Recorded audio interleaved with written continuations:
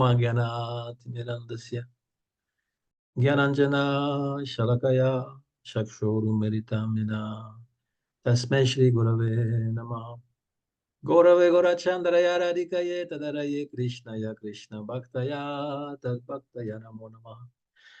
Donc nous sommes sur le Jivadharma, nous continuons la lecture et c'est le Rasa Tattva, donc on a vu les principes du Rasa et ainsi que les différentes composantes, les bhavas du Rasa. Et donc vient après les rasas principales. Donc on a vu Shantarasa, Dasyarasa, et là nous allons voir Sakya-rasa, le rasa de l'amitié avec Krishna. Donc c'est toujours le dialogue entre Brajanath et Goswami. Goswami, qui est Guru Goswami, qui a connu Chaitanya Mahaprabhu, qui est le disciple de Vakreshvara Pandit, un ami intime de Chaitanya Mahaprabhu et qui a reçu des instructions particulières. Il est notamment en charge, ce Guru Goswami, du Radhakanta Math, donc le temple qui est à l'entrée euh, de là où restait Chaitanya Mahaprabhu, hein, dans le Gambhir, eh bien, euh, l'entrée, donc, c'est cette murti qu'il y a de Radhakanta et il y a une murti de Guru Goswami. Donc voilà, Brajanath, il discute avec Prabhu, j'ai compris le Dasyaras. Expliquez-moi maintenant le Sakyaras. Goswami. Dans ce rasa, les supports, Alamban, sont Krishna et ses amis. L'objet, donc l'objet de l'adoration est Krishna jouant de la flûte. Et les réceptacles, c'est-à-dire ceux qui ressentent l'amour fraternel, sont les amis, les sakas, on appelle sakas, qui incarnent la confiance et la familiarité envers lui. Brajanath, tu veux déjà connaître les qualités des amis de Krishna.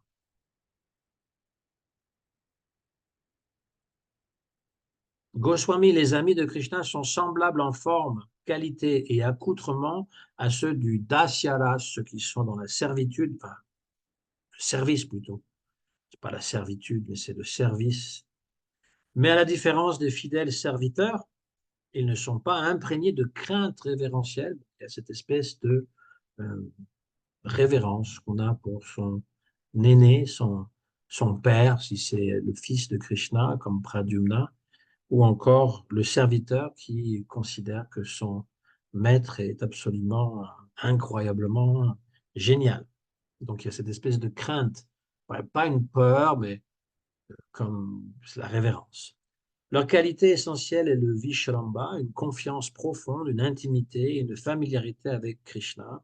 Ainsi, ils peuvent jouer avec lui comme avec un égal, lutter avec lui, plaisanter avec lui et partager ses repas.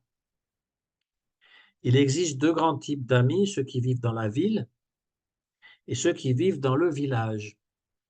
Les amis citadins sont Arjuna, Bhimasena, Draupadi, Sudama, Brahmana. Parmi eux, Arjuna, le Pandava, donc, est considéré comme le plus exalté et le plus intime. Quant aux amis de Avraja, leur amitié avec Krishna est si intense qu'ils ne peuvent tolérer son absence, ne serait-ce qu'un instant. Leur vie même dépend de lui, c'est pourquoi ils sont considérés les plus éminents parmi tous les sakas. Dans le Nectar de la dévotion, Prabhupada donc, mentionne les Pandavas qui viennent visiter Krishna. On a Yudhishthir qui prend Arjuna dans ses bras et même va humer le parfum de sa tête. C'est une coutume chez les aînés que de humer la tête de leurs subordonnés. Et Arjuna et Bhima embrassent Krishna avec une grande jubilation.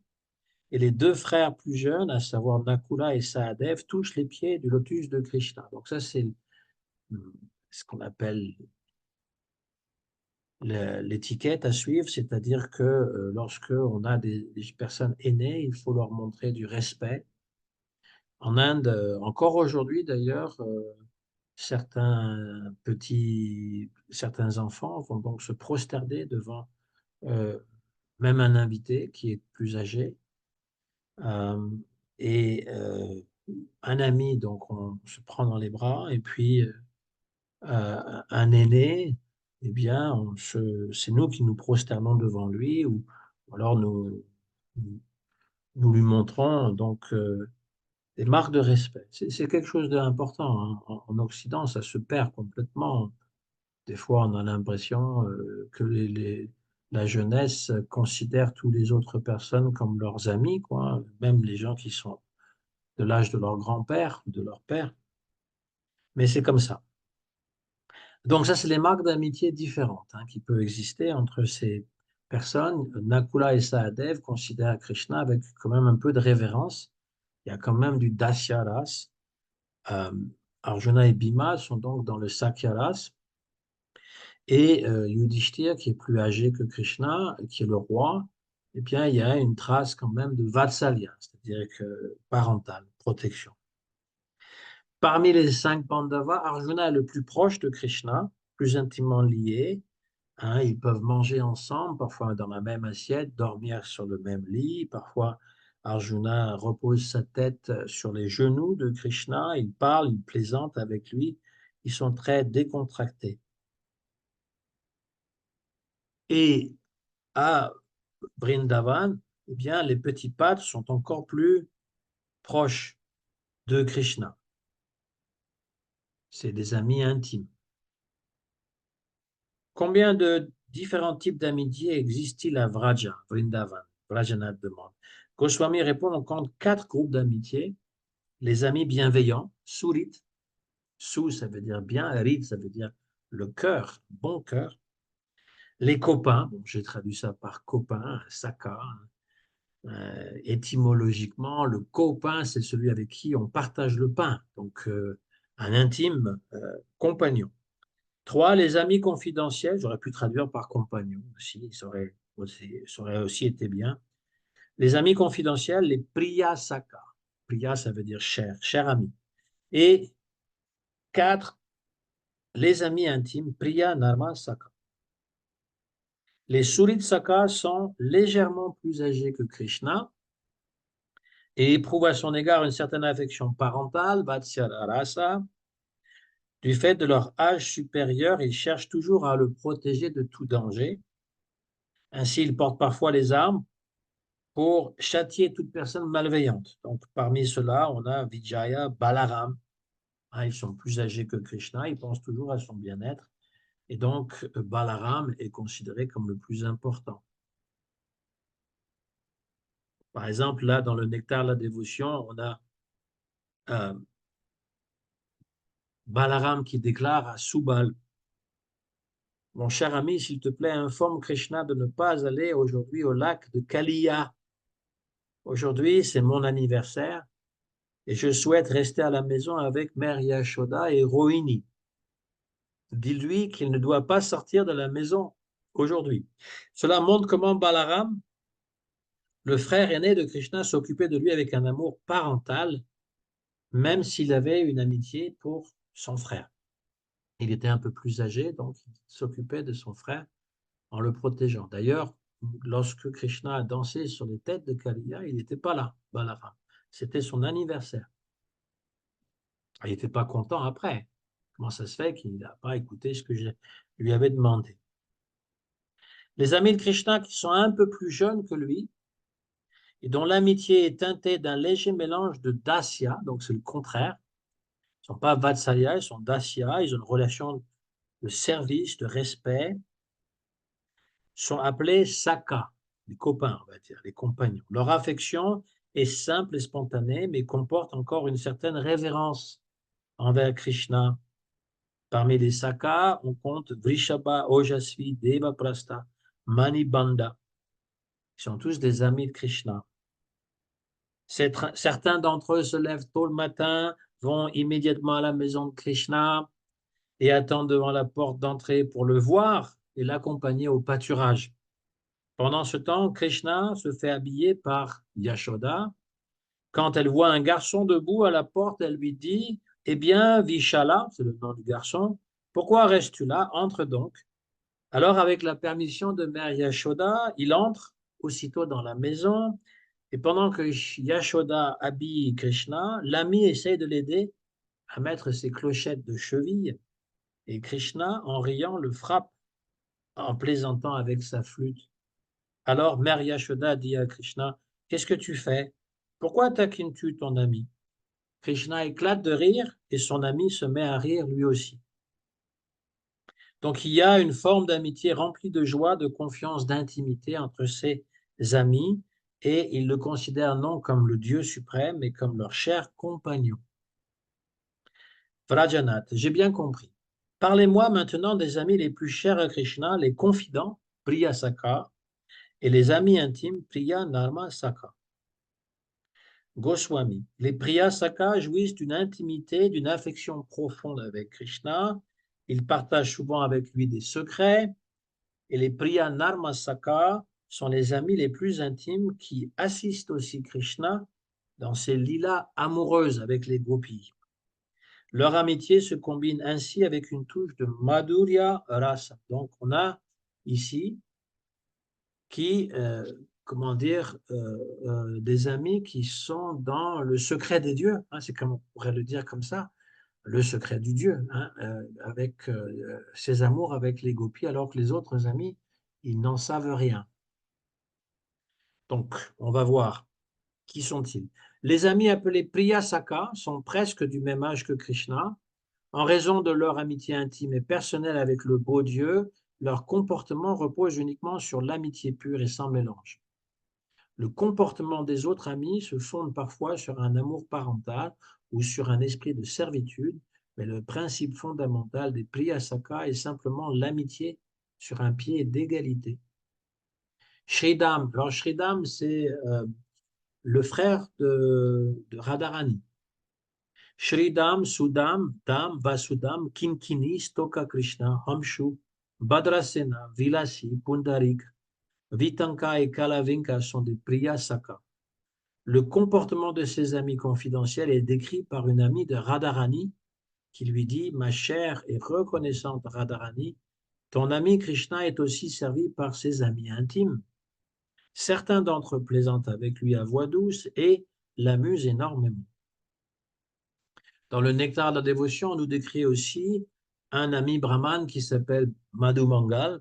Alors, c'est un enfant qui aime, qui est fils de brahman et qui aime beaucoup manger des ladous, des sucreries. Et à chaque fois, eh bien, il cherche toujours à avoir plus de ladous. Et il dit à Krishna, si tu me donnes encore un ladou, donc une douceur, eh bien, je serai ravi de donner ma bénédiction, de sorte que ton amie Radharani sera très satisfaite de toi, très contente. Parce que les brahmanes, ils sont censés donner des bénédictions aux Vaishyas, la caste des agriculteurs et des marchands. Et comme Krishna est le fils de Maharaj Nanda, donc c'est un Vaishya, eh bien, le jeune brahmana, Madhu Mangal, eh bien, avait tout à fait raison de lui donner ses bénédictions et Krishna est très, très content de les recevoir, donc il lui donnait plus de sucreries. Voilà. Ça, c'est l'intimité que Krishna a avec certains de ses sakas. En passant, Madhu Mangal est un Priya Saka, mais aussi un Priya Narma Saka, parce qu'il est au courant aussi des relations que Krishna a avec les gopis. Donc, les Priya Narma Saka sont supérieurs au Surit Saka et au Priya Saka. Ils possèdent un bhava, une émotion spirituelle très particulière, car ils participent aux divertissements les plus confidentiels de Krishna, notamment en rapport avec les relations amoureuses. Subal, Arjuna, donc ce n'est pas le même Arjuna que le Pandava, c'est Arjuna à Vrindavan. Subal, Arjuna, Gandharva, Vasanta, Ujjvala sont des Priya Narma Saka. Parmi ceux-ci, Subal et Ujjvala sont considérés comme les plus éminents. Le corps de Subal est semblable à de l'or en fusion. Il est extrêmement cher à Krishna. Il a toujours une guirlande autour du cou et il porte des vêtements jaunes. En fait, il a la même complexion que Srimati Radharani. Un jour, d'ailleurs, il s'est déguisé en Srimati Radharani pour aller pour aller voir Radha et lui dire que Krishna l'attendait.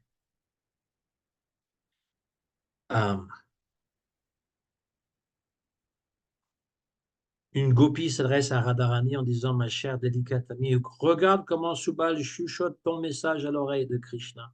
comment il remet silencieusement dans ta main le billet doux de Shyamala, comment il place dans la bouche de Krishna les noix de Bethel préparées par Palika, une autre gopi, et comment il orne Krishna avec la guirlande préparée par Taraka. Savais-tu, ma chère amie, que tous ses amis les plus intimes de Krishna sont toujours engagés à son service de cette manière? Et donc, il a un degré d'intimité très, très proche, et ça dépasse un peu notre compréhension. Bon. Pour résumer, on a 4 sortes de euh, serviteurs, 5 en fait, euh, 4 sortes et quelque chose en commun avec les serviteurs réguliers, les dasya, le surit, qui sont les amis les plus âgés que Krishna, qui donnent des conseils sur ce qu'il faut faire et pas faire, qui sont empressés à accomplir les services pour Krishna, pour le protéger, les sakas, qui sont légèrement plus jeunes que Krishna, qui vont donc enduire de pâte de santal sur son corps, qui vont lui mettre le tilak, qui vont le servir en gros. Les Priyasaka, les amis du même âge que Krishna, ils vont vaincre Krishna. Alors Sridham, il se lutte, il va jouer à la lutte avec Krishna, et souvent il a le dessus, il est très fort. Euh, il va être décoré par Krishna et il participe à des combats amicaux au corps à corps avec Krishna. Et les Priyanarmasaka, les amis confidentiels, ils vont assister Krishna dans ses jeux intimes et amoureux. Madhurya. Les services communs aux amis et aux serviteurs, les dasyas, c'est orner Krishna de fleurs de la forêt et de joyaux, et l'éventer quand il a trop chaud, ainsi que d'autres services semblables. Selon leur nature spirituelle, 3 types d'entités deviennent les amis du Seigneur, Krishna. Les Nityasiddhas, les éternels compagnons de Krishna. Les Devatas, c'est les dieux, ceux qui descendent des planètes célestes pour devenir ses amis. Les Sadhana Siddhas, les âmes perfectionnées qui atteignent l'amitié avec le Seigneur après avoir suivi la voie du Bhakti Sadhana. Dans ces 3 groupes d'amis, il y a ceux qui, par nature, sont engagés à servir Krishna et qui sont toujours occupés à lui donner des conseils. Certains sont très portés sur l'humour et font rire Krishna en racontant des plaisanteries. D'autres sont par nature très simples et par leur simplicité, ils réjouissent le cœur de Krishna. Certains créent des situations merveilleuses par leur activité apparemment contraire à Krishna. Certains, très bavards, se disputent avec lui. Ils créent une atmosphère où on va toujours débattre. Et d'autres encore sont très doux, donnant du plaisir à Krishna par leurs paroles agréables. Tous ces amis sont très intimes avec Krishna et manifestent une grande habileté dans leurs diverses activités, leur but étant toujours de réjouir Krishna et de se réjouir avec lui. Donc, on voit dans le monde matériel différentes formes d'amis que nous avons pu avoir, et surtout dans l'enfance, parce que là, il s'agit de l'enfance et de l'adolescence, eh bien, différentes sortes d'amis. Il y en a qui sont très, très doux, très amicaux, d'autres qui sont un petit peu plus espiègles, qui vont nous mettre au défi, qui vont rire, qui vont se moquer de nous, d'autres qui vont être très, comment dire, on va avoir une connivence très forte au niveau des idées, on va pouvoir débattre, toutes sortes de différents amis. Voilà. Brajanad, quels sont les stimuli de l'amitié? Udipa, donc ces fameuses choses qui vont faire qu'on va penser à Krishna. Dans le Sakyaras, on a vu que dans le Dasyaras, c'est bien tout ce qui avait trait à la grandeur de Krishna, à sa maîtrise, etc., nous faisait attirer par Krishna. Là, dans le Sakyaras, eh bien, c'est sa beauté, le son de sa flûte, sa forme infantile, jusqu'à l'âge de 5 ans, alors les jeunes enfants, Kumara, et l'âge tend jusqu'à l'âge de 10 ans pour Ganda, ses jeux, ses plaisanteries, ses taquineries, ses actes héroïques, son imagination, son imitation des gestes des rois ou des dieux. Les enfants, ils aiment jouer. Donc Krishna apparaît sous la forme d'un garçon, Kumara, c'est jusqu'à l'âge de 5 ans, ensuite d'un adolescent, Poganda, jusqu'à environ une dizaine d'années, et puis sous la forme d'un bel éphèbe Keshora à partir de 11 ans et jusqu'à 16 ans. Donc, après cet âge-là, il est éternellement jeune. Navayovana, euh, le comble, disons, de la beauté pour que ce soit pour un garçon ou une fille, c'est 15-16 ans. Et après, donc, la personne rentre dans l'âge adulte, et puis il va continuer, disons, à être jeune, on va dire, d'apparence jusqu'à la trentaine, parfois, si la nature est clémente, jusqu'à une quarantaine d'années, puis après, on commence à accumuler des rides et toutes sortes de choses qui ont trait à l'âge. Mais Krishna, il n'est pas comme ça. Il n'a même pas de barbe, hein. Jamais on voit Krishna avec une barbe. Que dire des cheveux blancs, des rides? Non, il reste toujours avec l'apparence d'un jeune homme de 16 ans. Donc on l'appelle Nava, nouveau, Yovana, jeunesse, éternelle jeunesse, nouvelle jeunesse. Et à Vrindavan, donc, il a l'âge d'un enfant et d'un adolescent. Et puis Keshora, on va dire, moi j'ai traduit bel et faible, mais en fait, c'est l'adolescent dans la force de l'âge, ouais, on va dire. Voilà. À partir de 11 ans, en fait, Krishna, il est décrit dans le Nectar de la dévotion qu'il est plus avancé que son âge, une fois et demie. Donc, quand il a 11 ans, c'est comme s'il avait 16 ans. Non seulement physiquement, mais aussi des prouesses mentales, etc.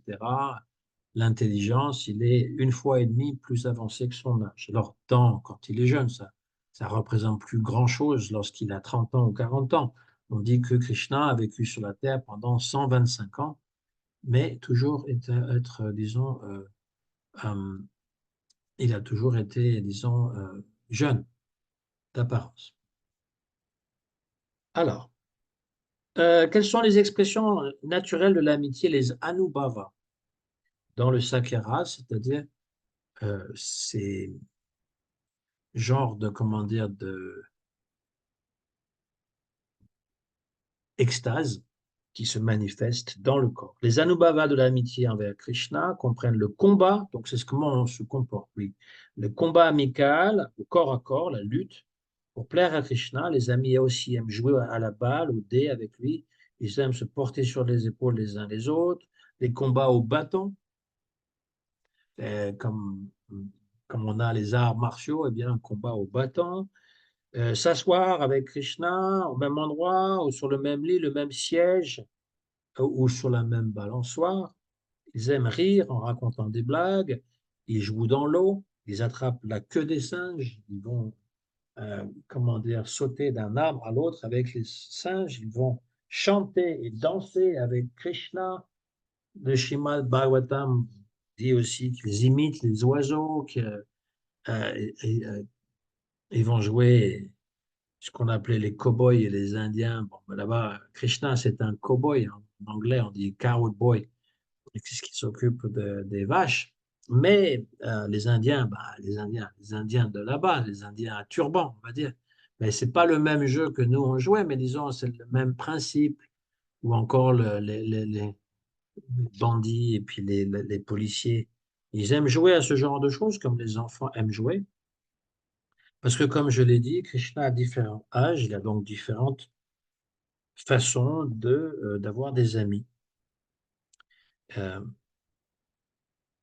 et puis, quand il arrive à l'âge, donc, Keshora, c'est-à-dire l'adolescence, et qu'il commence à s'intéresser aux jeunes filles de Vrindavan, eh bien, il a ses amis aussi euh, intimes qui vont parfois servir de messagers, qui vont donc aller donner des informations à Radharani ou à d'autres gopis. Donc voilà pour le Sakya Rasa.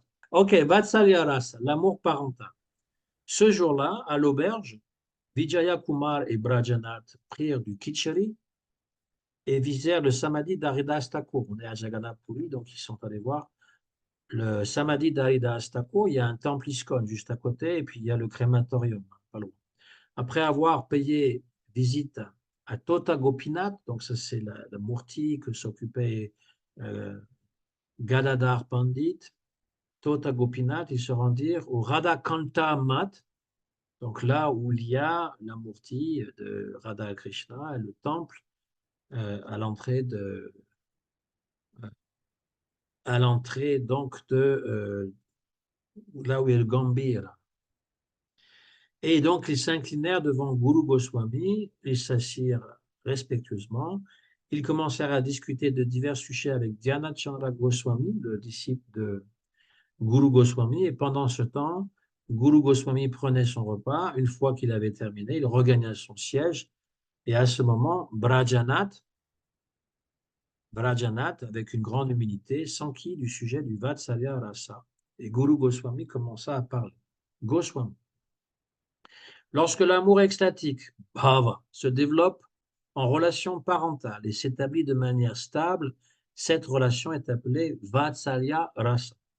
La manifestation de ce service de dévotion en Vatsalya Rasa se trouve dans les relations de Krishna avec ses dévots qui sont supérieurs à lui, comme le père, la mère et le maître spirituel.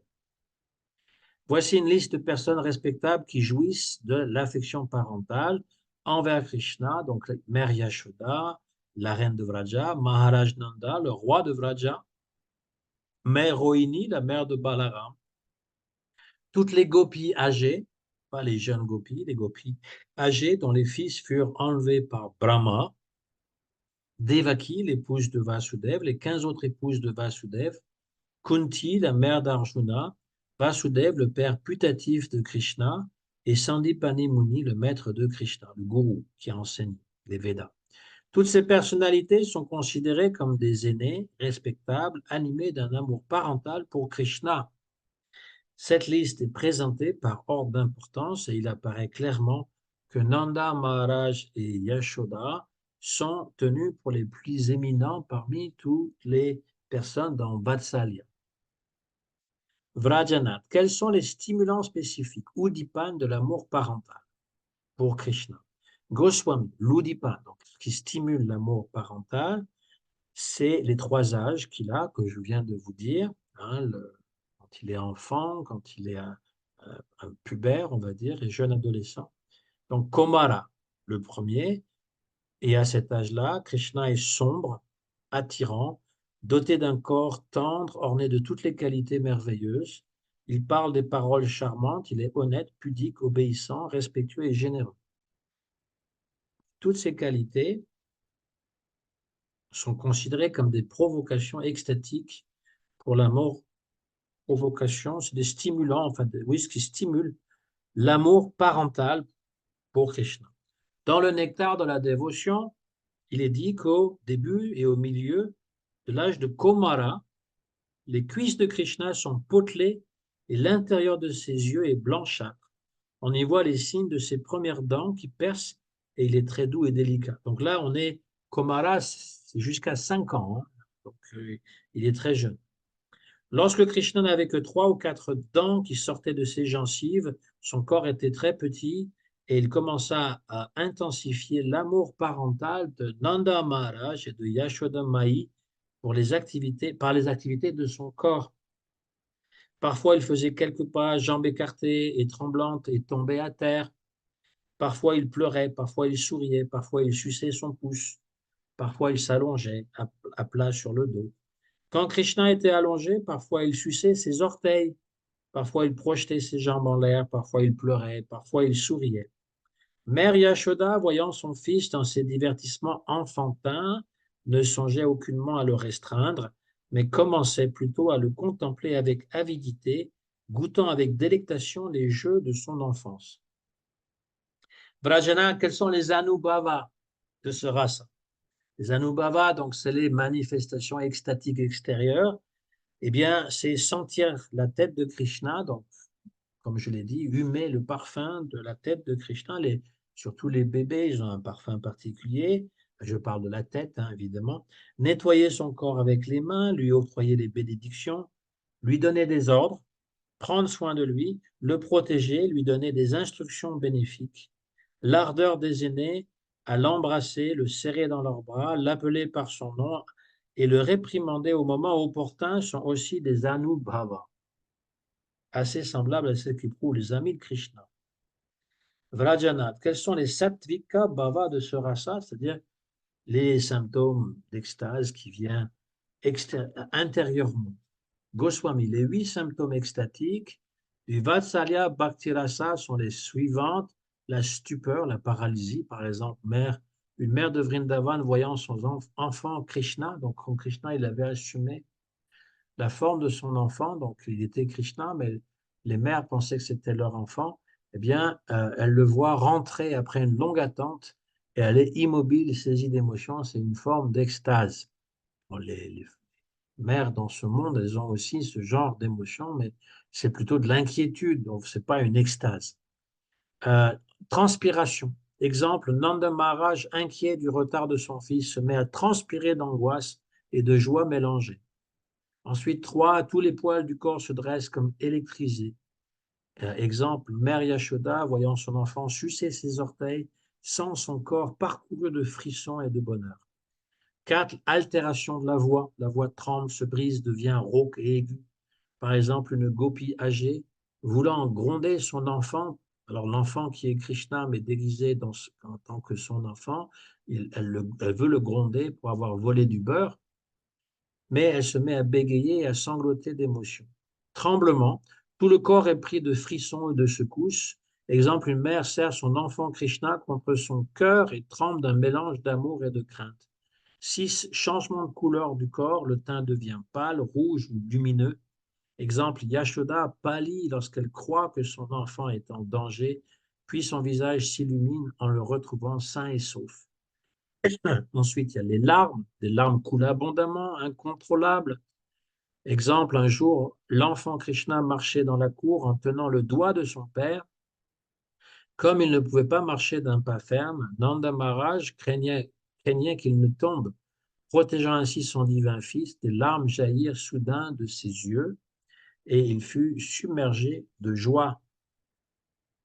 Ensuite, évanouissement, perte spontanée de conscience, le corps s'effondre, submergé d'émotions. Exemple, une vache courant vers son veau Krishna, parce qu'il avait assumé aussi la forme des veaux, après que Brahma avait volé les pâtres et les veaux, il s'était donc manifesté sous la forme des veaux et des pâtres.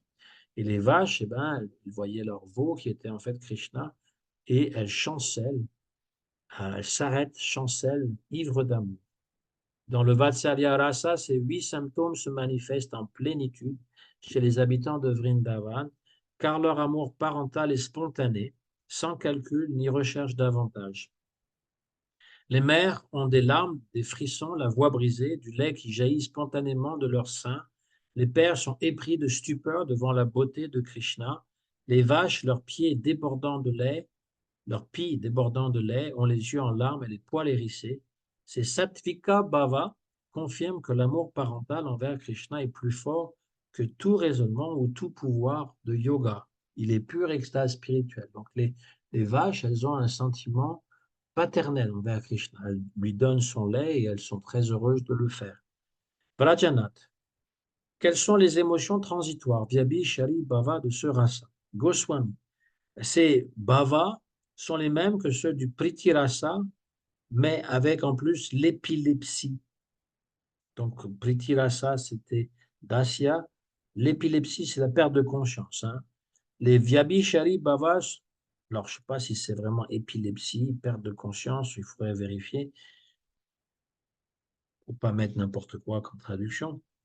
Les Vyabhishari Bhava dans le Vatsalya Rasa sont surtout liés à l'inquiétude constante, à la joie et à l'émerveillement, à la tendresse mêlée d'autorité, à la perte de contrôle par amour. Ces bhavas viennent comme des vagues renforcer l'océan de l'affection parentale, rendant cet amour toujours vivant et imprévisible. Voilà. Alors, la perte de conscience, c'est quand il y a vraiment un danger très grave. La Shoda, elle peut perdre conscience comme ça. Par exemple, d'autres exemples. Agitation soudaine, le soleil déclinait. Krishna n'était toujours pas revenu des pâturages. Nanda Maharaj monta précipitamment sur la terrasse de son palais, le souffle court, scrutant l'horizon. Son cœur battait vite. Son esprit était troublé. Euh, et si quelque chose était arrivé, voilà ce qu'il pense. Il va regarder l'horizon. Évidemment, quand Krishna revient, là, il est tout content. Ensuite, le désir ardent. Assise au seuil de la maison, Yashoda regardait la cour vide. Elle se dit, quand donc reviendra-t-il? Je veux presser son petit corps contre ma poitrine. Son attente, donc Krishna était parti pour aller faire paître les vaches, les veaux, et donc elle est dans l'attente. Et c'est comme un feu doux. Elle veut embrasser son enfant. Ensuite, il y a l'inquiétude. Un bruit de tonnerre résonne au loin. Yashoda pâlit. Mon fils est encore dehors. Et si un démon se cachait dans la forêt? Elle pria en silence Vishnu, mais son cœur resta serré d'angoisse. Ensuite, la peur soudaine. Krishna, jouant à courir après un veau, trébucha et faillit tomber. Yashoda poussa un cri, les mains levées, comme si son propre cœur allait heurter le sol. Étonnement, un jour accusé d'avoir mangé de la terre, Krishna ouvrit grand la bouche. Yashoda y vit l'univers entier, les planètes, les étoiles, les créatures, et même elle-même avec son fils. Éperdue de stupeur, elle resta muette, incapable de comprendre ce mystère. Ensuite, la joie soudaine. Au loin, Nanda aperçut alors une petite silhouette entourée des gopas, des petits amis de Krishna, et il est toujours sur la terrasse de son palais. Et le voilà, s'écria-t-il. Son cœur bondit de joie quand il vit la plume de paon sur la tête de son fils. Il appela Yashoda, le visage illuminé de bonheur. Ensuite, souci protecteur, voyant Krishna ramasser un pot de beurre brisé, Yashoda le souleva doucement et dit, mon enfant, ne touche pas à cela, tu pourrais te blesser. Elle lui expliqua cela avec grand sérieux, comme si l'éducation de son fils dépendait de chaque mot qu'elle disait. Ensuite, douce colère, Krishna revint, les lèvres encore brillantes de beurre volé. Yashoda fronça les sourcils en disant petit voleur. Mais à peine vit-elle son sourire innocent qu'elle éclata de rire, l'embrassa et oublia toute réprimande. Ensuite, la peur de la mort, quand on annonça qu'un démon avait attaqué le village, les mères accoururent le visage livide. Où est Krishna? Cria Yashoda, prête à s'effondrer, craignant qu'elle ne revoie plus jamais son fils. Ensuite, la jalousie tendre, voyant Krishna donner des bouchées de beurre aux singes, Yashoda dit faussement fâché, mon fils gâte les singes, mais il oublie sa propre mère. Dans cette jalousie affectueuse, son amour ne faisait que croître. Donc, ce sont des émotions transitoires qu'on appelle Vyabhishari Bhava, et c'est comme des vagues venant se briser sur l'océan du Vatsalya Rasa. Elles ajoutent du mouvement, de la variété, de l'intensité. Grâce à elles, l'amour envers Krishna n'est jamais monotone, il se renouvelle à chaque instant. Prajanath, quel est le sthayi bhava de ce rasa, l'émotion stable? Goswami, la rati, c'est-à-dire l'affection, la rati d'une personne qui dispense de la compassion, dirigée vers un objet digne, sans référence à la moindre vénération, est appelée Vatsalya Rati. La Vatsalya Rati de Yashoda et des autres est par nature au stade d'un raga très intense. Un raga, c'est un attachement. Elle progresse du préma au sneha, puis au raga. C'est des progressions de l'amour. On a le préma, le pur amour, sneha, l'affection transcendante, le raga, l'attachement. Préma, l'amour divin, est la première floraison de l'amour pur qui est stable et qui est tourné exclusivement vers Krishna. Dans le Vatsalya Rasa, Nanda et Yashoda considèrent Krishna comme leur fils unique et précieux. Ils ressentent de la joie à chaque geste de l'enfant et leur esprit est absorbé en lui sans distraction. Ils ressentent une tendresse constante, un émerveillement devant ses moindres faits et gestes. Et ensuite, on a l'affection tendre, sneha. C'est quand l'amour devient si intense qu'il se manifeste physiquement comme un trop-plein d'affection. Dans le Vatsalya, Yashoda, en voyant Krishna, ne peut contenir le lait qui jaillit spontanément de ses seins. L'amour déborde au point de devenir incontrôlable. Les yeux s'emplissent de larmes, la voix tremble, le cœur brûle d'un désir de nourrir et protéger l'enfant. Ensuite vient le raga, l'attachement passionné. À ce stade, l'amour est devenu tellement profond qu'il se transforme en une nécessité intérieure, comme la respiration. Dans le Vatsalya, Yashoda pense, sans mes soins, Krishna ne pourrait vivre. Elle croit sincèrement être indispensable à sa survie et cela intensifie sa vigilance et son souci constant. Son inquiétude est continue, sa surveillance attentive, elle éprouve un désir irrépressible de rester auprès de lui. Donc, à chaque instant, l'amour qui prend une saveur nouvelle, comme s'il n'avait jamais été goûté auparavant, dans le Vatsalya, chaque retour de Krishna des pâturages est ressenti par Yashoda et Nanda comme une première rencontre remplie de surprises et de délices nouveaux. Ses parents ne se lassent jamais de le voir, de l'embrasser, de respirer le parfum de sa tête. Le Mahabhava, l'extrême, l'extase suprême réservée aux plus intimes, est l'état d'amour où la conscience de soi s'efface totalement.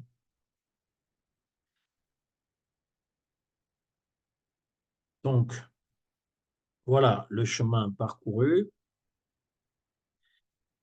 On a eu donc, euh, alors il y a d'autres, évidemment, d'autres histoires, j'ai raconté un petit peu, donc comment Krishna, il avait ouvert la bouche, Yashoda, elle avait vu l'univers entier dans la bouche de Krishna. Ça, c'est un divertissement connu. Et on a Brahma Vimohan Lila, le jeu de stupeur de Brahma. Quand Brahma, eh bien, il se disait, mais qui est ce petit pâtre à Vrindavan qui finalement a tué le grand serpent Aghasura et qui semble être vénéré comme un dieu, je vais lui montrer la force de ma magie, de ma maya. Et alors, ce qu'il fait, c'est qu'il va attirer les veaux, les endormir, les cacher dans un endroit et ainsi que. Donc Krishna, il voit que les veaux sont partis et il va à leur rencontre et il les trouve pas et quand il revient, eh bien les petits pâtres ont disparu aussi et c'est Brahma qui les a enlevés. Et là, Krishna, parce qu'il est Bhagavan à l'intérieur, il comprend grâce à sa yoga maya que c'est Brahma qui a fait cela. Et il décide donc de se manifester parce qu'il y a à la fois le Dieu qui comprend tout et le petit Krishna qui se dit, mais qu'est-ce que je vais faire? Je ne vais quand même pas rentrer tout seul à Vrindavan et toutes les mères vont dire, mais qu'est-ce que tu as fait de mon enfant? Et où sont les vaches, etc. Donc il décide de se multiplier sous la forme des petits pâtres et des petits veaux. Il revient et là, puisqu'il est Krishna, eh bien, les parents que ce soit les mères et les pères des petits gopas ou les vaches qui s'occupent de leurs veaux vont être attirés à leur enfant autant qu'ils ne l'étaient autrefois envers Krishna, parce que c'est Krishna lui-même. Et cela va durer un an. Hein, les vaches, à chaque fois qu'elles vont voir leurs veaux, elles vont courir. Une fois, c'était les gopas plus aînés qui gardaient les vaches et les veaux étaient en bas, les veaux qui sont Krishna eux-mêmes, et les vaches ont dévalé donc la colline en courant et pour aller nourrir leurs petits veaux. Et les gopas ont couru après, ils étaient en colère contre les vaches, mais quand ils ont vu leurs propres enfants, ils ont été absorbés dans cet amour pour leur enfant. Et Balaram, qui n'était pas là lors de la mort d'Agasura et qui n'était pas là donc quand Krishna il a connu cette mésaventure qu'on lui a volé ses pâtres et ses veaux. Donc il ne savait pas que c'était Krishna et il se dit mais comment ça se fait que les habitants de Vrindavan éprouvent de l'amour pour Krishna, pour leurs enfants, autant qu'ils ne le faisaient pour Krishna. Et il commence à dire mais ça doit être l'influence de sa yoga maya. Il a compris que c'était ça. Et une année s'était écoulée quand même. Une année parce que voilà, Brahma il était parti pour quelques secondes, mais quelques-unes de ces secondes, ça correspondait à une année terrestre. Donc il revient Et lorsqu'il revient, il voit tous les pâtres et tous les veaux qu'il était censé avoir dérobés. Et il se pose la question à savoir qu'est-ce que c'est que ça. Donc il va voir, il retourne à l'endroit où il a mis les petits pâtres et les veaux, il les voit toujours dormir.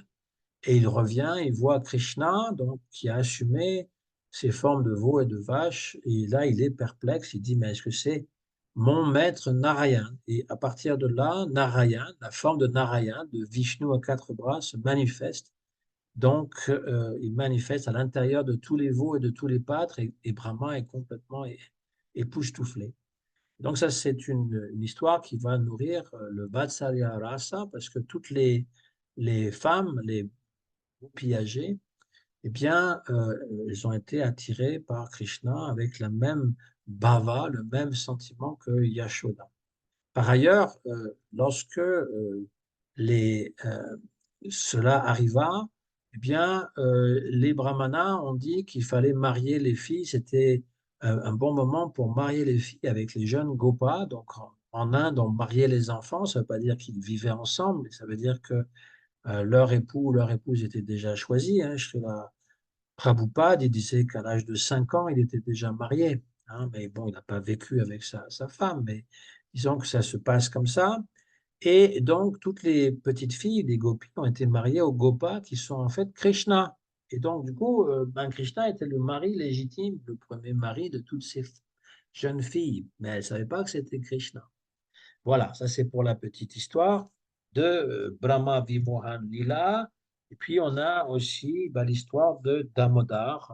On a fini le Damodar, la- la- le mois où on chante le Damodara Shakam.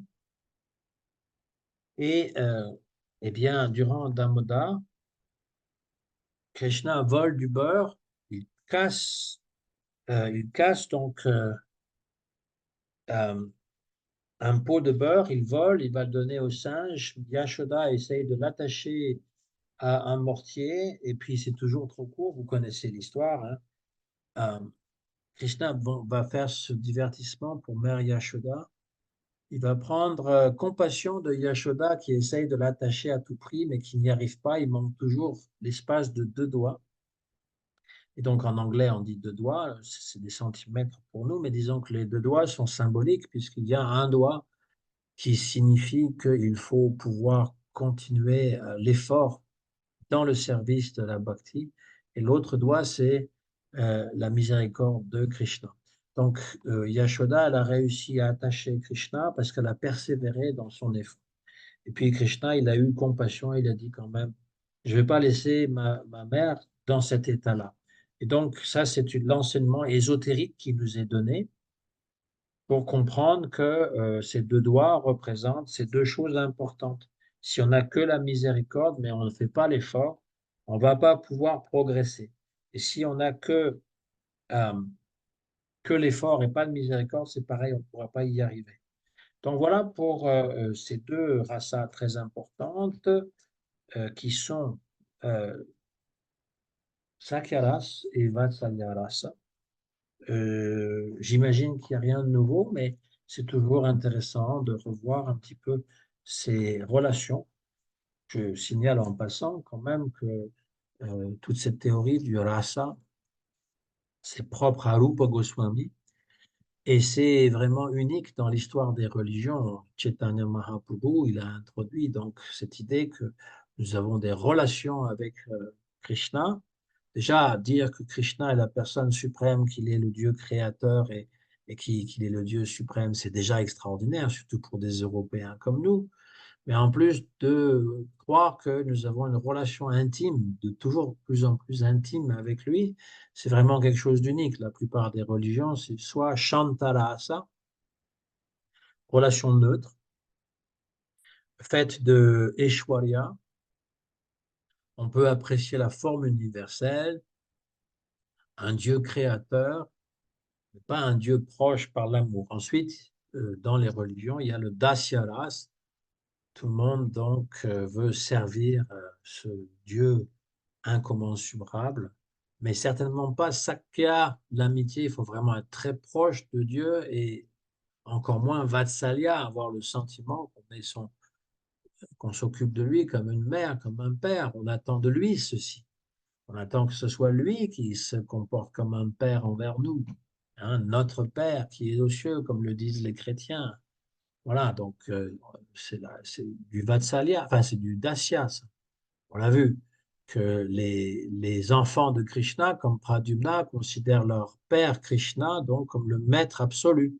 Et ils le servent, donc ils sont dans la relation Dasya. Voilà, et puis Madhurya, bon, il y a certaines religions qui parlent du Madhurya, mais c'est jamais très bien, comment dire, explicite, on va dire. C'est plutôt dans un sens symbolique. L'amour conjugal, eh bien, nous rappelle l'amour divin, ou encore l'amour divin est comme l'amour conjugal, c'est-à-dire quelque chose qui va nous faire tourner la tête, mais il n'y a pas cette relation de Krishna, de Dieu qui vient dans ce monde matériel pour goûter l'amour des gopis, l'amour de ses serviteurs. C'est l'une des raisons principales que Krishna vient dans ce monde, c'est pour avoir des lilas et faire participer tous ceux qui voudraient participer à ces lilas. Il va nous faire découvrir ça pour que nous sortons de nos lilas matériels, de nos lilas d'illusions, de souffrances, de bêtises, et que nous participons donc à la vraie réalité qui est uniquement lui et Ananda, uniquement. Il ne vient pas dans ce monde pour souffrir et mourir sur une croix, porter nos péchés, c'est pas son but. Le pur dévot, il peut prendre sur lui les souffrances du monde, mais il goûte quand même à l'ananda qui est Krishna. Mais Krishna, lui, il expérimente jamais des souffrances, il est complètement au-delà. Et donc, il ne fait que expérimenter Ananda et c'est ce qu'il veut distribuer partout autour de lui. Et Chaitanya Mahaprabhu, c'est la même chose, il est venu pour goûter l'amour que les gopis ont pour Krishna, Radha a pour Krishna, et pour distribuer cet amour à ceux qui s'intéressent. C'était ça, en fait, son idée est très intime. Et pratiquer Raganuga Bhakti. C'est dans Chaitanya Charitamrita. Ce sont des choses qui sont écrites, mais qui ne sont pas toujours bien comprises. Mais si on est intéressé par ces choses, eh bien, on les découvre petit à petit et on peut donc, quitter un petit peu ce côté Aishwarya, ce côté de désir de libération, de vouloir être bien dans ce monde ou d'en être libéré. Ça, ce sont les premières lueurs de la spiritualité, mais plus important encore, c'est cette relation d'amour où on a entièrement confiance. Là, dans le coup, on pense que Krishna est notre égal, hein. L'ami, c'est un égal. Hein. Les petits sakas, ils pensent que Krishna, il n'est pas aussi fort par exemple. Hein, ils vont argumenter, ils vont dire, mon père, il a plus de vaches que le tien, comme font les enfants, n'est-ce pas? Et puis, Vatsalya, eh bien, ils sont convaincus que Krishna dépend d'eux, c'est-à-dire que si la mère, elle n'a pas fait à manger, elle va penser, mais mon petit Krishna, il va pas pouvoir grandir, il va mourir de faim. Et donc, c'est cet attachement, ce service qui fait qu'il y a une telle proximité et un tel amour. Donc, voilà pour ce rasa, hein, ces deux rasas, Sakya rasa et Vatsalya rasa. Et maintenant, s'il y a des questions, des commentaires, ben c'est le moment. Je trouve que c'est assez impressionnant parce qu'on essaie dans ce monde d'imiter justement ces états de fait, ces états de rasa. Et, euh, et c'est assez impressionnant quoi, de voir que finalement on essaie de copier quoi sur les habitants du monde spirituel quoi. Et c'est ouais, c'est assez impressionnant quoi de réaliser ça quoi. Et c'est le secret. Les gens, si tu racontes ça à quelqu'un qui n'a pas la foi en Krishna, il va te dire, mais c'est de l'anthropomorphisme. Vous attribuez à Dieu des choses qui viennent des êtres humains. Pour eux, ils font le Mm. contraire. Voilà, ils pensent que bon, on est en train d'humaniser Dieu. Mais dans la philosophie Gaudiya, donc qui vient de Chaitanya Mahaprabhu, c'est nous qui essayons d'imiter Dieu. C'est pas le contraire. C'est ça le Mm. secret. Nous cherchons l'amour de nos parents, l'amour de nos amis, l'amour qu'on peut avoir envers nos enfants, L'amour conjugal, parce que nous recherchons Krishna, qui lui Mm. a des relations qui sont jamais teintées de déception et de tout ce qu'il peut y avoir dans le monde matériel, c'est-à-dire des trahisons, des déceptions. Alors le pire pour un parent, c'est de perdre l'enfant qui meurt, par exemple. Ça, c'est catastrophique, hein. C'est arrivé à mes parents, hein. Le plus jeune frère a été tué à l'âge de 18 ans. C'est terrible, ça. Parce que ça, c'est le monde matériel. Mm. Krishna, il s'en va pour Mathura, et là, ils sont tous plongés dans une séparation intense. Mais il n'y a jamais eu de conflit, comme on peut vivre dans le monde matériel. Il y a des conflits, comment dire, beaucoup de souffrances, n'est-ce pas? Parce que l'amour parfait n'existe pas vraiment dans ce monde.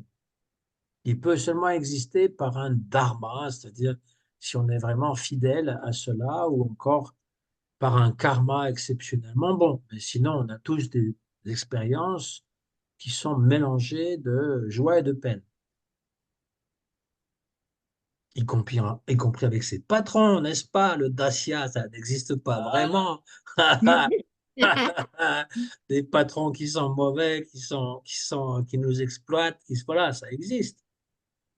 Qui savent pas être patrons, qui Mais en fait, pataugent. on recherche Krishna de partout, en fait. Oui, Oui. tout, oui. C'est, on recherche Prabhupada, il de disait, partout. même l'alcoolique, il recherche Krishna dans sa bouteille. Ouais. Qui recherche? Mais en fait, Ananda.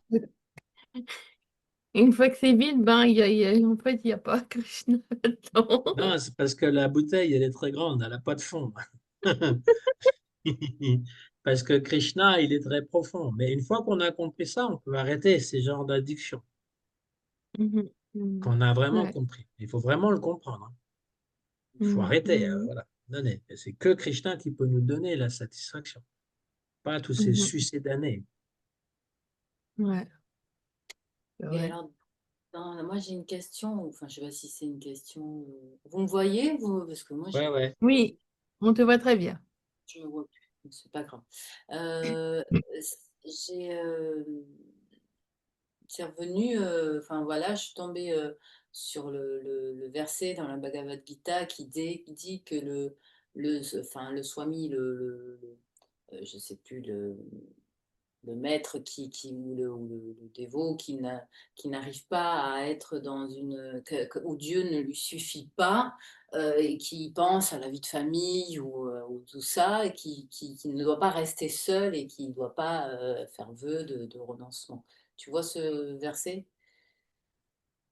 Je vois à peu près ce que tu veux dire, oui. Voilà. Et donc, du coup, parce que bon, d'un côté, notre but c'est de développer notre relation avec Krishna, mais est-ce que quand on n'y arrive pas ou quand il y a toujours c'est pas ces tentations, mais euh, quelque chose en nous ou dans le monde qui fait qu'on est pris, ou alors quand on est aussi dans l'ashram de la famille, tout ça, etc., ben, il y a la famille, quoi. Donc, comment on fait Pour euh, concilier. oui, pour concilier, ou est-ce que à un moment donné, même si on est dans une pratique, tout ça, etc., est-ce qu'on peut être peut-être dans cette vie-là à un niveau où il faut faut pas qu'on reste seul parce que ben, on n'arrive pas parce que c'est plus fort que nous, parce que ça nous fait souffrir, même si on aime Krishna qu'il est dans notre vie, d'être seul et sans compagnie d'autres êtres humains, c'est trop difficile, quoi. Oui, c'est pas recommandé d'ailleurs.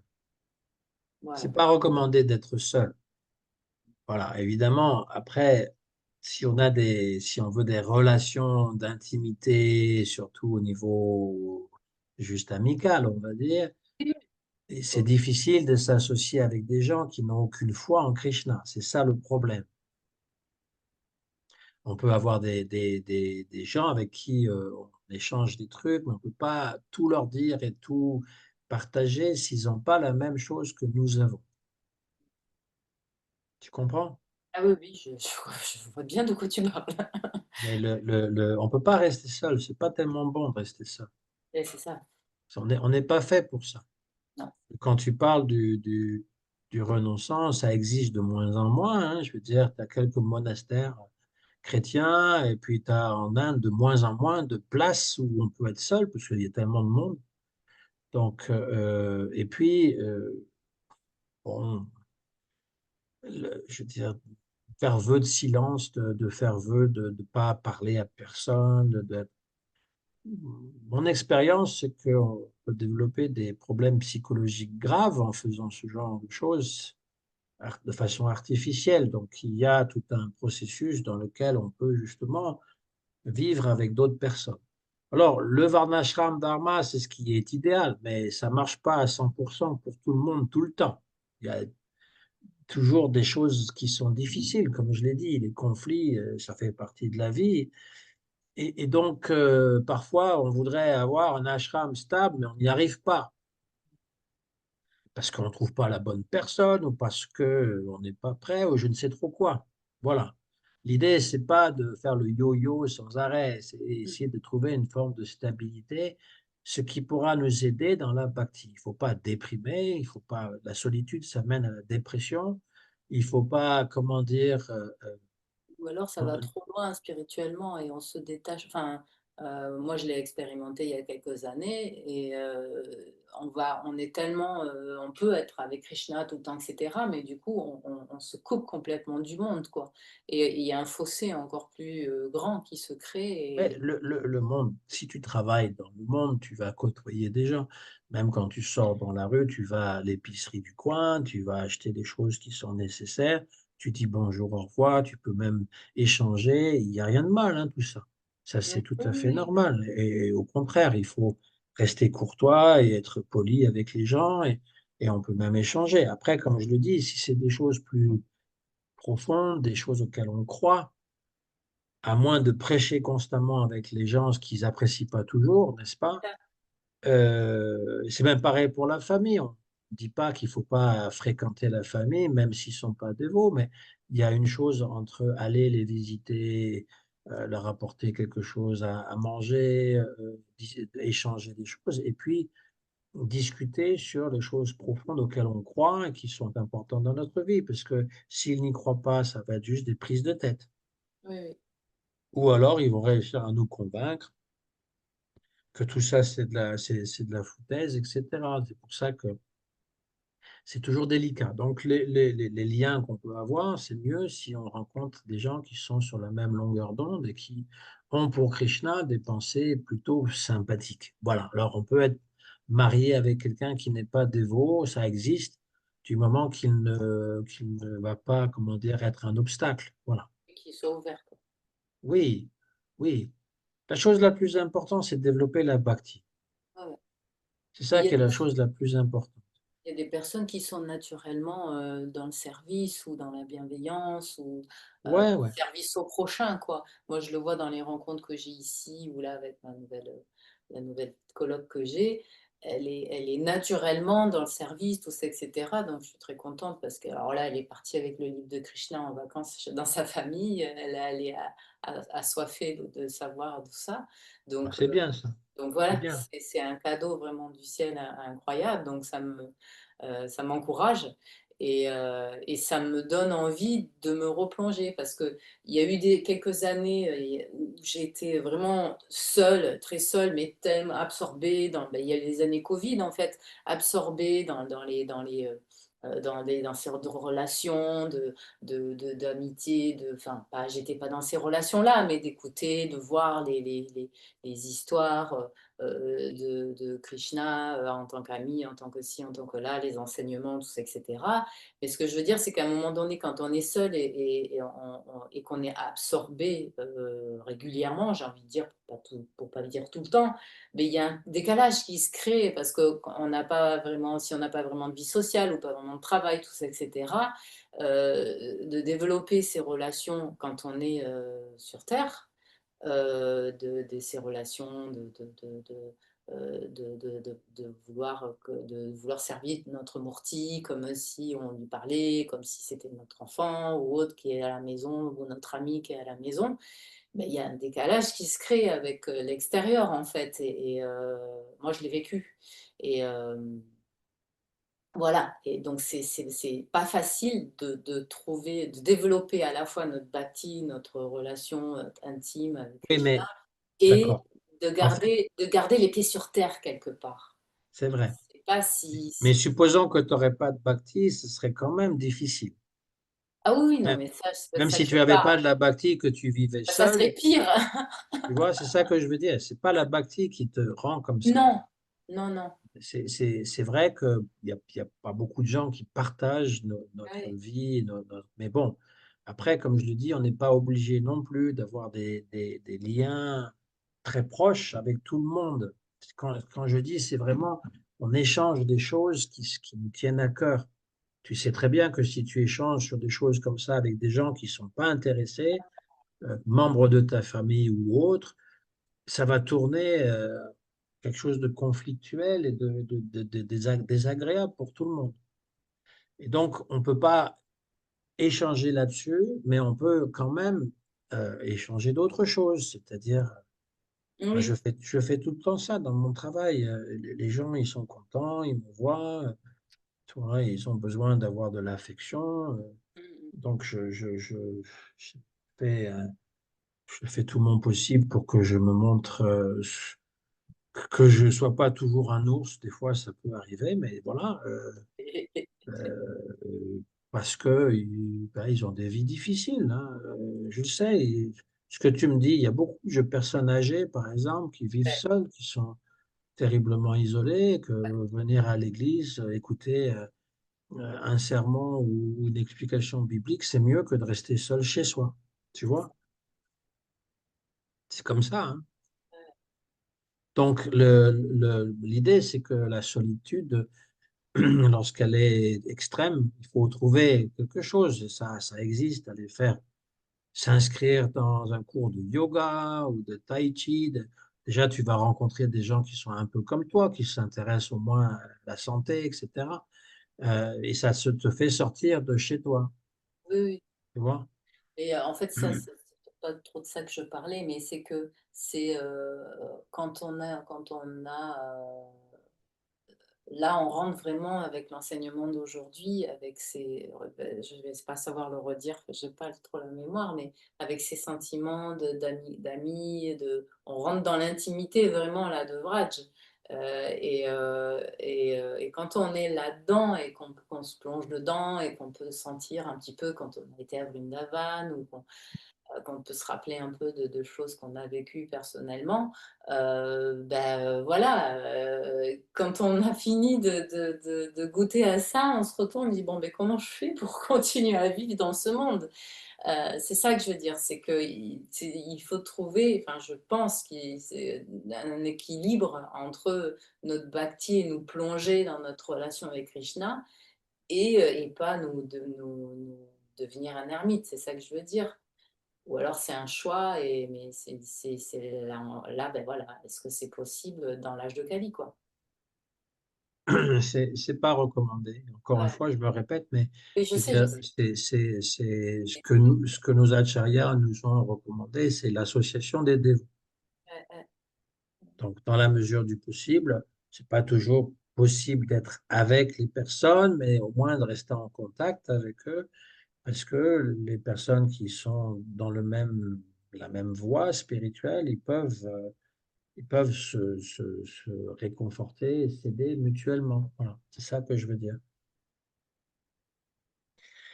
Normalement, on devrait avoir cette relation amicale entre nous, hein, normalement, avec les variétés que j'ai décrites. C'est-à-dire qu'on n'a pas la même relation avec quelqu'un qui est plus âgé que nous, par exemple, ou qui est le même âge que nous, ou qui est plus jeune. C'est-à-dire qu'il y a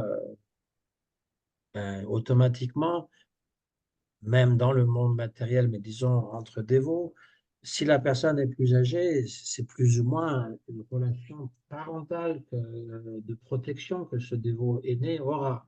Oui. Peut pas être amical sur le sens de mon copain et voilà, ça marche pas. Mmh.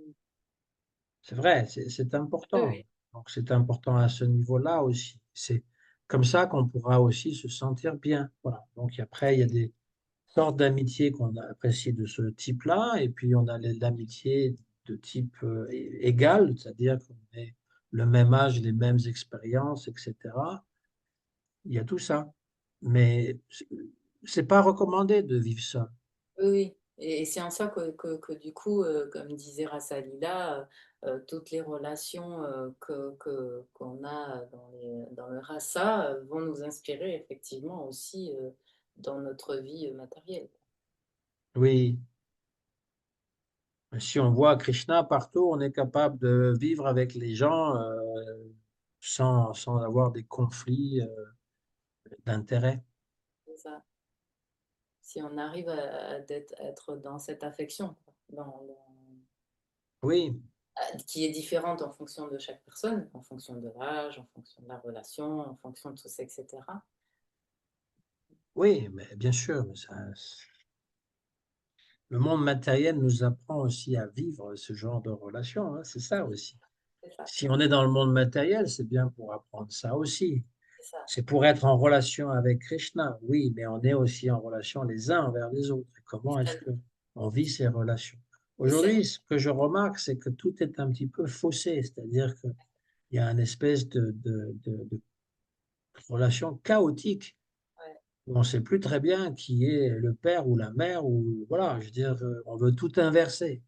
Mm. Je pense que finalement, avec cette histoire de wokisme, qu'il n'y a plus de différence entre le bien et le mal, entre ceci, c'est pas vrai. C'est terrible de penser que finalement, on peut tout faire table rase de toutes les valeurs, de toutes les conceptions et de recommencer à zéro. C'est pas possible. Il y a dans la vie spirituelle, dans la vie sociale aussi des règles. Mm. On n'a pas besoin d'être, comment dire, enchaîné par ces règles, mais elles sont là comme des garde-fous. Mm. Il ne faut pas oublier notre rôle. Et donc, les relations, elles s'apprennent de cette façon-là. Et on s'entraîne pour être en relation aussi avec Krishna. Par le Oui, biais de mais ça passe par là, en fait. Quand le gourou, il nous donne aussi l'occasion de servir, de le servir, et à travers ça, on apprend à servir Krishna, oui. C'est pas qu'il est Krishna, c'est qu'il nous donne cette occasion de faire ça. Voilà. Et la relation avec le gourou, normalement, elle est spirituelle, c'est-à-dire qu'elle n'est pas teintée par toutes sortes de désirs personnels, égoïstes. Et lui, il donne une vision spirituelle et nous, on, on lui donne du service pour l'aider à faire sa mission. Et cette relation nous permet finalement de raffiner un petit peu nos besoins, nos désirs, etc. Mais on a tous, en fait, en nous, ces désirs de relation, Vatsalya, Sakya, on a tout ça. ça en nous. Ouais. C'est-à-dire, si tu as des enfants, eh bien, tu t'occupes de leurs enfants. Gurudev, il disait toujours que ce qui arrive à l'enfant d'un autre, ça ne peut pas nous affecter. Pas comme si c'était notre enfant, parce qu'il n'y a pas de relation avec l'autre enfant. Tu vois, le fait d'avoir leur relation, que c'est mon enfant, même si cet enfant, il n'est pas parfait, il peut même être rebelle ou voilà, mais c'est notre enfant, donc on a de l'affection pour lui plus grand que si c'était l'enfant de quelqu'un d'autre. Parce que ça fait partie de la nature humaine. Et c'est aussi ça qui nous apprend les relations avec Krishna. On apprend dans le monde matériel que d'avoir des enfants, ou être parent, ou avoir des amis, ou être ami, eh bien, ça demande des efforts parfois, des sacrifices, des concessions, et que à travers ça, on grandit. Donc, Ouais. si on peut avoir ces relations avec le gourou, bon, là, il y avait un terme que je n'ai pas nommé, mais le Sakyaras, l'une des choses les plus importantes, c'est d'être Vishramba, c'est une intimité. Et Gurudev, il parlait du service envers le gourou, Vishramba, Guru Seva, c'est le même mot. Et ça, c'est quelque chose que j'ai découvert, parce qu'avec le premier maître spirituel que j'ai eu, eh bien, c'était vraiment une relation de maître à disciple où on ne cherchait pas trop à l'enquiquiner de nos petits soucis, quoi. Il n'y avait pas d'intimité très proche, c'était plus service. C'est ce qu'il avait instauré. Et donc, avec Gurudev, c'était une amitié, une proximité. Le Vishramba, ça veut dire je suis capable de deviner avant même qu'il me demande ce dont il a besoin. Et Guru Seva dans l'intimité. Et j'ai eu cette chance d'avoir cette intimité. Je veux dire, aujourd'hui, je vois qu'il y a beaucoup de disciples qui vénèrent leur gourou comme un dieu tombé du ciel. Voilà, quand je sais pas, ça m'énerve toujours un peu parce que je trouve ça très superficiel. C'est pas ça la relation avec le gourou. Et quand toi, tu as une relation plus intime avec leur gourou, moi je parle de leur gourou, moi personnellement, j'ai une relation amicale avec ce gourou plus intime qu'ils peuvent l'avoir et qui veulent me rabaisser à leur niveau, que je dois le voir comme quelqu'un de tombé du ciel, ça marche pas, ça peut pas marcher. Ça ne peut pas marcher. Parce que d'abord, ils ne reconnaissent pas les relations que leurs gourous peuvent avoir avec d'autres personnes et ils comprennent pas, en fait, cette intimité qui peut exister. À la rigueur, ils vont voir cette intimité comme quelque chose d'offensif, d'offensant, mais il est trop familier avec mon gourou. Mais oui, parce que j'ai pas la même relation. Là, ils sont dans Dacia, Avec complètement. Et ils veulent voir tous les autres dans le dacia. c'est ça. Voilà. Et la relation n'est pas la même. Non, Et c'est pas, comment dire, un manque de respect, c'est quelque chose qui est de l'ordre de l'intimité. c'est ça. Quand Prabhupada y rencontrait son frère en Dieu, Sridhar Maharaj, ils avaient une intimité que personne, aucun des disciples ne comprenait. C'était pareil, ils pensaient que Prabhupada était venu pour que Sridhar Maharaj soit à son service, mais jamais de la vie. Jamais Prabhupada a même pensé à ça, parce que c'est pas du tout sa mentalité. Il a des relations affectueuses d'amitié avec lui et donc il échangeait sur un point de vue d'égalité, on va dire. D'ailleurs, il y a cette image très forte où il est assis à côté, le même Vyasasa. Et il l'a jamais fait avec personne d'autre, pour montrer qu'il y avait vraiment cette intimité au niveau de, Relation. comment dire. Alors moi, j'ai pas cette intimité nécessairement avec ni Mariam Barrage, ni certains autres, mais enfin, c'est très différent. Il faut comprendre ça, que lorsqu'on est complètement dans le dacia et toujours, voilà, la personne qui est le maître, etc., c'est bien, c'est comme ça qu'il faut commencer. C'est la base. Oui, mais cette explication du Vishramba Ben Guru Seva, c'est dans le Bhakti Rasamrita Sindhu, là, c'est marqué, hein, tel quel. On doit servir le gourou avec cette intimité-là. Elle est beaucoup plus proche du gourou. Et ça, c'est pas quelque chose qui est donné à tout le monde. Ce n'est pas parce ils ne peuvent pas y avoir accès, mais c'est qu'il faut, euh, il faut le vivre, il faut être fidèle et puis il faut être proche du gourou et que finalement, au point où on devine sa pensée. Ouais. De toute façon, les relations sont pas les mêmes entre les dévots, quoi. Elles peuvent pas. Elles peuvent pas, tout Relation, comme il dans y la a- c'est pas société. possible.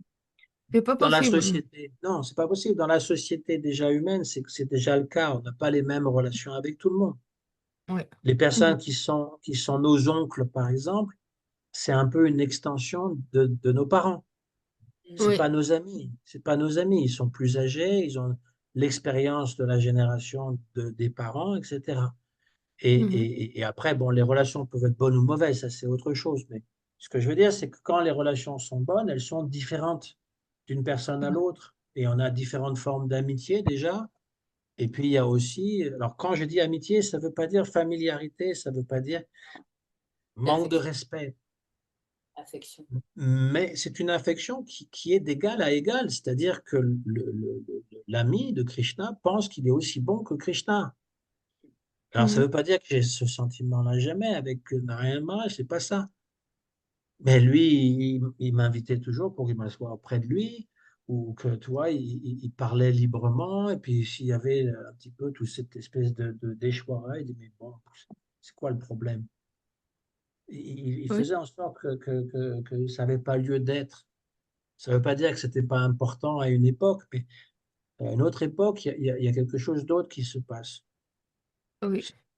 Moi, si j'ai besoin d'aller parler euh, avec Bon Maharaj ou avec Madhav Maharaj ou avec Bodhayan Et Maharaj, je vais à leur chambre, je ne vais pas les déranger s'ils sont occupés, bien sûr, mais j'ai Mhm. le droit d'entrer facilement, ce n'est pas un problème.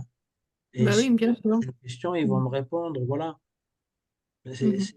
C'est pas comme moi, et puis ils savent très bien que je ne veux pas les opportuner avec des questions stupides ou des problèmes de santé ou je ne sais trop quoi.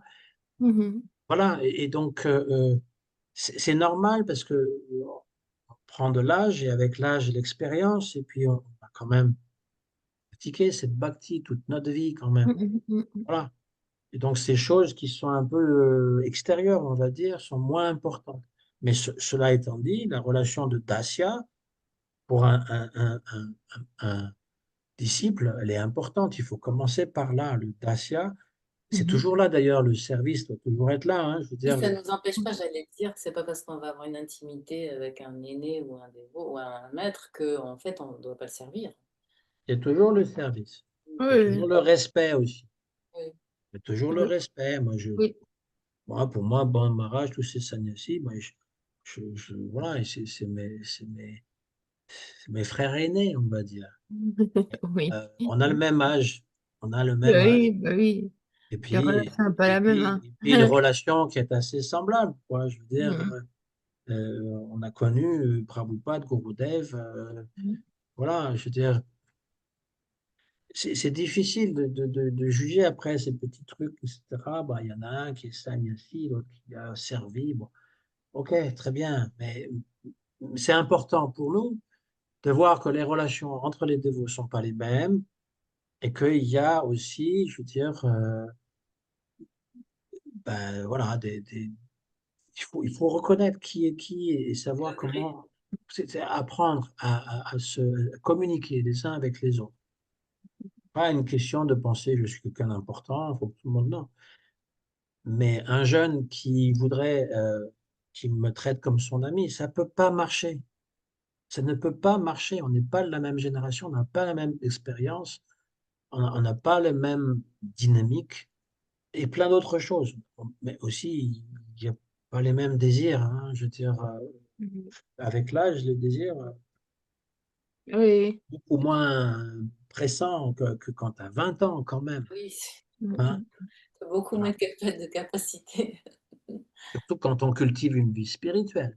Ouais, ouais. Mhm. Voilà. Mhm. Donc, toutes ces choses-là sont importantes. Moi, je trouve que d'apprendre les rasas selon voilà, les différents liens d'intimité, c'est important, justement, même pour nous au point de vue personnel. Ouais, C'est ouais, pas ouais. la même chose, c'est pas les mêmes rasas. Évidemment, on veut apprendre à servir Krishna, être en relation avec lui selon ces rasas qui sont plus intimes, mais quand même, le monde matériel nous apprend, nous donne des leçons. Ça, Comment vivre, comment apprendre. Mhm. c'est l'école, de toute façon, on le sait en plus. Ben Mhm. oui, On on est est là là pour dans ça. une école.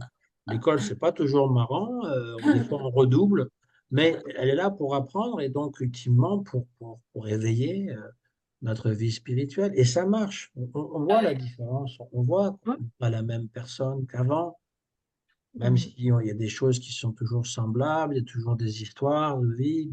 Au niveau de la compréhension de la conscience, on a évolué, Ouais. heureusement. Mais toutes les choses qui ne sont pas vraiment désirables, des fois, bon, aussi la solitude que tu parlais, des fois, ça peut ne pas être marrant parce qu'elle est un peu trop longue. Il il y a des étapes à supporter parfois. On passe par des moments qui parfois sont un peu difficiles. Puis il y a autre chose, après, ça débouche sur autre chose. L'idée, c'est pas de s'enfoncer dans les problèmes, c'est de voir comment on peut remédier déjà, mais en tout cas, la réponse que j'ai donnée, c'est qu'il n'y a rien de meilleur que l'association avec les dévots. Quand je dis association, c'est vraiment un niveau spirituel, hein. C'est parce que c'est pas si on s'assoit puis on commence à voir toutes les choses qui ne vont pas et qu'on critique, c'est pas une bonne association. Ça n'a rien à voir. Ouais. Voilà. Mhm. Oui. Il faut vraiment pouvoir profiter au niveau spirituel et ça marche. Juste une confirmation, j'avais un doute, puisque justement, on m'a demandé, puisque j'ai des petits jeunes là qui viennent manger, boire un peu Krishna. Et en fait, ils m'ont redemandé au monde spirituel, en fait, Goloka Vrindavan, notre lotus, là, au-delà du monde matériel. Est-ce qu'il y a les démons, tout ça, etc., qui viennent, ou c'est juste dans le monde, quand il était sur Terre pendant ces 150 ans, qu'il y a ces histoires-là de démons et tout ça, etc. Ou est-ce qu'il y a les démons aussi dans le monde spirituel? Je sais qu'on me l'a déjà dit, mais j'ai eu un doute. Alors, il me semblait que non, qu'au monde spirituel, mais des fois on entend différent. Alors, est-ce que tu peux me confirmer? Bon, ce serait terrible s'il y avait des démons dans le monde spirituel, Ok, quand même. d'accord. Ok, donc c'est bien ça. Ok, ok, ok. Donc c'est les divertissements qui. Non, c'est que dans le monde matériel, parce que dans le Voilà, monde matériel, il y a des gens qui sont remplis de colère contre voilà. Dieu. Pour apprendre tous les divertissements Voilà, donc il ne et peut les pas y avoir histoires ça et dans tout le ça. monde On est spirituel. d'accord. Par contre, dans le monde spirituel, il peut y avoir comme des peurs. Oh, peut-être qu'il y aura un danger, mais ça n'existe pas. Mais par contre, il y a aussi dans le monde spirituel les histoires de transcendantales, de rivalité entre avec Apparente. apparente, voilà, avec la gopie, je sais plus Oui, mais comment elle c'est s'appelle. apparent, parce que, C'était en là. fait, la particularité du monde matériel, c'est qu'il t'offre des possibilités que tu n'as pas dans le monde spirituel. Ouais, Comme justement La vaillance. ben déjà la rivalité c'est ça. Ouais. ou l'inimitié, etc., surtout envers Krishna, mais aussi d'être marié réellement avec un homme différent et sortir avec Krishna. C'est dans le monde matériel que c'est répréhensible Oui, oui, oui, et que ça existe réellement. Dans le monde spirituel, c'est juste une apparence. oui, oui. Ça Et n'existe pas vraiment. Donc, le monde matériel a quelque chose quand même de spécifique que Krishna vient chercher. oui, Ouais. oui, pour nous enseigner. Il n'y a pas non plus Krishna qui prend naissance à Goloka Vrindavan. Ça Oui, n'existe pas. oui, Parce oui. qu'il ne peut pas prendre naissance. Il Il prend apparaît, naissance en dans fait. le monde matériel. Même s'il y a comme l'impression qu'il est né, oh, il vient de naître. Parce que les relations avec Krishna, elles peuvent être aussi sous la forme d'un bébé. Ouais, Voilà, ça existe. oui, oui, oui. Ouais. Mais il ne prend pas naissance. Il ne peut pas prendre Oui, oui. naissance. Non, C'est non, impossible. il est pas. Il n'y a pas de comme ça qui veut le Non, tuer. Il n'y a pas de putana. Il n'y a pas tout ça. il n'y a pas, ouais. Et alors, du coup, mais avec les histoires, c'est Chandra? Non, comment elle s'appelle, la gopie qui. Chandravali? Oui, qui. Keval, Oui. Chandravali. Voilà, c'est ça. Par contre, ça existe, mais en fait, c'est là pour Oui, pouvoir on verra ça amplifier bientôt. pour pouvoir amplifier Oui, Ah, l'esprit. ça, c'est dans Lalita Madhava, ce que tu dis. Voilà. oui, C'est mais Chandravali. en plus, Chandravali, C'est c'est une Rukmini. extension de Radhika. Voilà, elle a son rôle pour. Voilà, ok. Non, c'est bon, je C'est suis. Toutes les Rukmini. gopis sont des extensions de Srimati Radharani. Mm, Ok. mm, On va en parler? Voilà. Ah, oui. Oui, alors après, évidemment, là, déjà la prochaine fois, c'est sur Madhurya, et puis après, donc, on aura terminé le rapport qu'il y a avec le Bhakti Rasamrita Sindhu, c'est-à-dire Nectar la dévotion, et Srila Bhaktivinoda Thakur, eh bien, il aborde l'aspect très confidentiel de Ujjvala Nilamani, c'est-à-dire les amours de Radha Krishna avec et les gopis. Ok, super. D'accord. Voilà. Et donc, Merci pour cette confirmation. c'est très intéressant. Après, il faut toujours le prendre avec le plus grand respect parce que ça ressemble Hmm. aux amours de ce monde matériel, même s'il n'y a pas de description érotique, Dieu merci, Ouais. Allez, mais il y a des allusions. Voilà, des Ouais. allusions comme quoi, voilà, les gopis sont attirés par Krishna, ils le trouvent très beau, et lui, il trouve les gopis très belles, et voilà. Donc, il y a des Il passe allusions, par des métaphores, quoi. C'est pas vraiment explicite, mais il passe par des non, métaphores. non, et jamais, jamais, pas chez les Goswamis. Par contre, il y a une compréhension de la psychologie euh, et à la fois masculine et féminine qui est assez extraordinaire.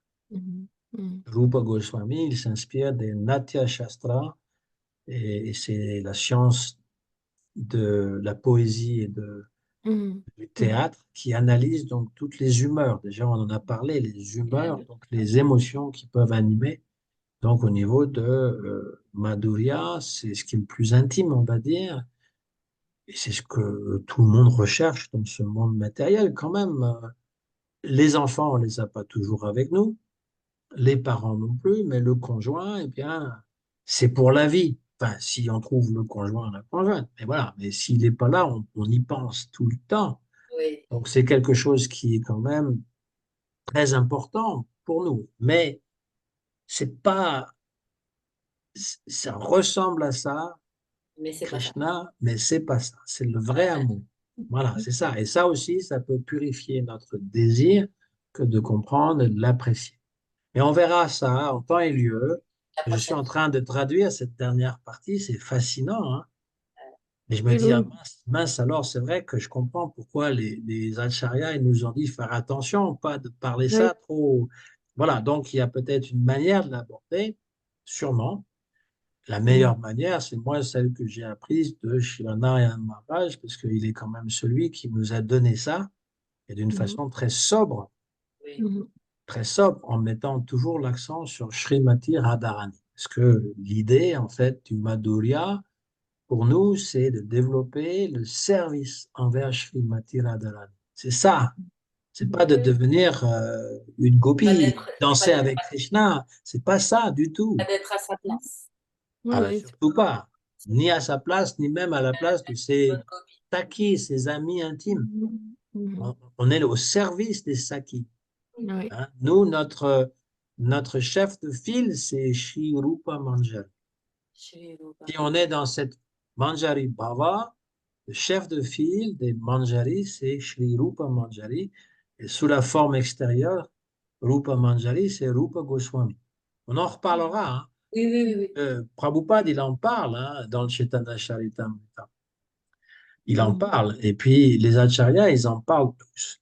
Mhm. Réfléchissez-y. Nikunjayu no Ratikeri Siddhye. Mhm. Allez, Mon maître spirituel sert Radha Krishna dans les bosquets de Vrindavan. Ah, vraiment?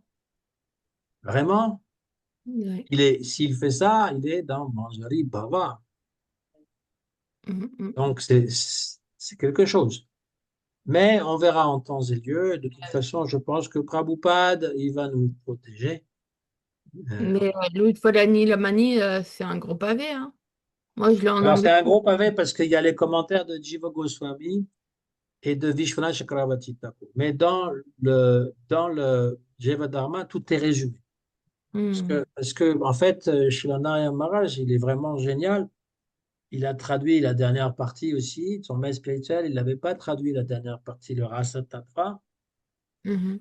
Mais dans la traduction anglaise, quand vous le lisez, vous comprenez rien du tout. Parce que c'est rempli de termes sanscrits. hum, Et Ah, donc, il d'accord. faut lire l'Ishvara Nilamani pour comprendre et traduire et aller un petit peu plus dans la Mhm. compréhension. Là, on comprend très bien. Mhm.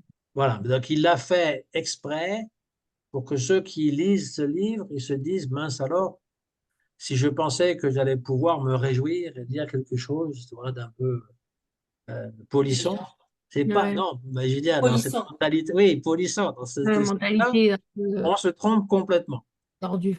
C'est, ben Mhm. oui, mais parce que c'est la nature du monde matériel. Oui, Et donc, Mhm. du coup, la personne qui veut vraiment comprendre, il va devoir étudier, hum, et puis poser des questions, et puis essayer, voilà. Et donc, ça demande un effort vraiment particulier, et quand Mhm. on le fait, on comprend.